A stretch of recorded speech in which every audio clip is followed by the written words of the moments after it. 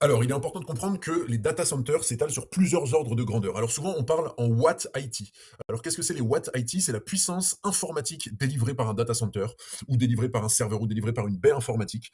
Alors voilà, on parle des kilowatts IT, on parle des mégawatts IT, on parle des gigawatts IT. Donc il faut déjà bien avoir cette notion d'unité, l'unité avec laquelle on parle des data centers. C'est une unité de puissance. Alors, le premier ordre de grandeur qu'on peut dessiner, c'est la baie individuelle ou les quelques baies, par exemple 3 baies, 2 baies, jusqu'à 4 baies. On dit que en général, une baie fait en moyenne 1500 kilowatts IT pour une seule baie. Donc une baie, c'est ce genre d'armoire comme ça qui contient tantôt des serveurs, tantôt des Swift ou des puissances de calcul, tout ce genre de choses. Et en fait, la moyenne d'une baie est de 1500 kilowatts. Et donc vous voyez que si on a 3 baies alignées, on est toujours dans l'ordre de grandeur entre 1 à 10 kilowatts. Ça, c'est ce qu'on appelle la baie individuelle. Ensuite, de 10 kilowatts à 100 kilowatts, il y a les salles informatiques. Voilà, c'est ce genre de choses que souvent, peut-être vous avez pu constater dans votre entreprise qu'à côté de l'imprimante ou dans une petite salle cachée en sous-sol ou dans une petite pièce cachée, il y a plusieurs baies informatiques regroupées comme ça. Et à partir du moment où il y a plusieurs baies qui délivrent une certaine puissance de calcul pour faire tourner les ordis d'une petite boîte, on parle d'une salle informatique d'entreprise, et donc on est entre 10 et 100 kilowatts. Et donc on constate qu'il n'y a pas d'appellation de data center pour l'informatique qui va de 1 kilowatt à 100 kilowatts. Ensuite, de 100 kilowatts à 1000 kilowatts, on arrive dans ce qu'on appelle les data centers d'entreprise ou les data centers non commerciaux. Qu'est-ce que c'est concrètement? C'est des grosses pièces qui sont entièrement, j'allais dire, déployées et prévues pour contenir des baies informatiques et pour contenir des racks. Et ces pièces entières constitue un data center. Donc, dans les grosses entreprises, il peut y avoir ça qui est sur un étage entier ou qui est délocalisé à l'extérieur d'un bâtiment. Mais souvent, ce genre de data center-là, on peut pas vraiment dire que c'est des data centers commerciaux au sens où ils sont pour usage privé, pour usage unique. Les gens qui font des data centers de cette taille-là, c'est pour leurs propres besoins, les besoins de leur entreprise ou leurs propres besoins. Mais derrière, ils vont pas vendre de l'espace de stockage ou de la puissance de calcul. Donc, en fait, c'est des data centers privés. Ensuite, à partir de 1 mégawatt jusqu'à 10 mégawatts, on arrive dans ce qu'on appelle les data centers commerciaux de capacité standard. Donc voilà. Classiquement, dans les chantiers en France de data centers entre les années 90 et les années 2020, la grosse majorité des data centers étaient entre 1 et 10 mégawatts.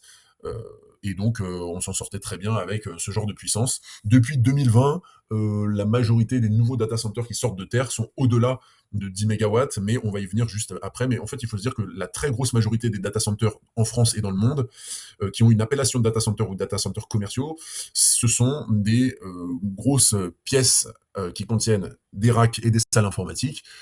Et donc ces bâtiments sont entre 1 à 10 mégawatts IT.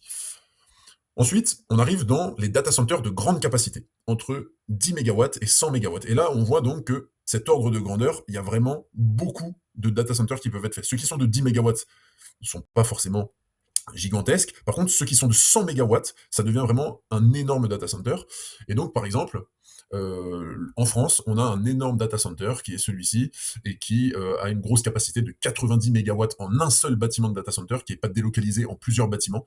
Et donc, ce data center est gigantesque, il fait 90 mégawatts. C'est des data centers commerciaux de grande capacité. Et à partir de ce moment-là, on arrive vraiment dans une taille de data center qui permet d'être vendu vraiment pour des entreprises qui sont spécialisées dans le stockage ou dans les services cloud ou dans la puissance de calcul.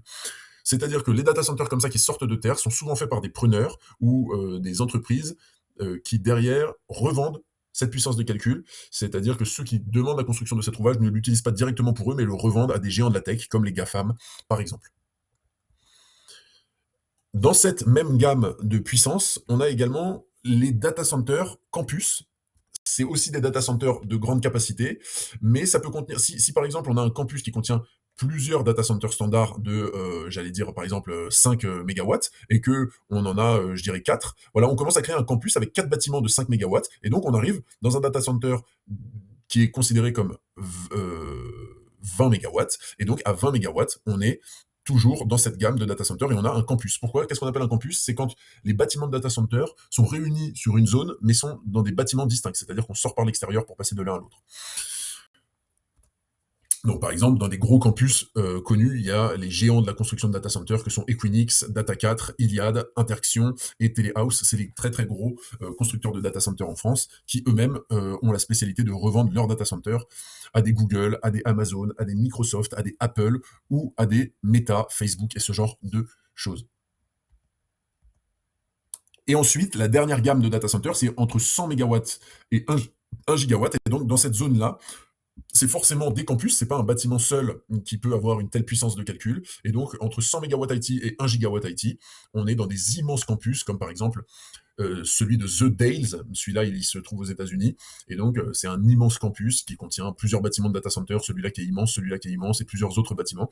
Et donc, dans cette gamme, on appelle ça des data centers. Donc, si on revient sur l'appellation data center, ça commence à 500 kilowatts et ça finit à 1 gigawatt ou plus, puisque maintenant, il y a des data centers de plus de 1000 mégawatts qui sortent de terre en termes de campus.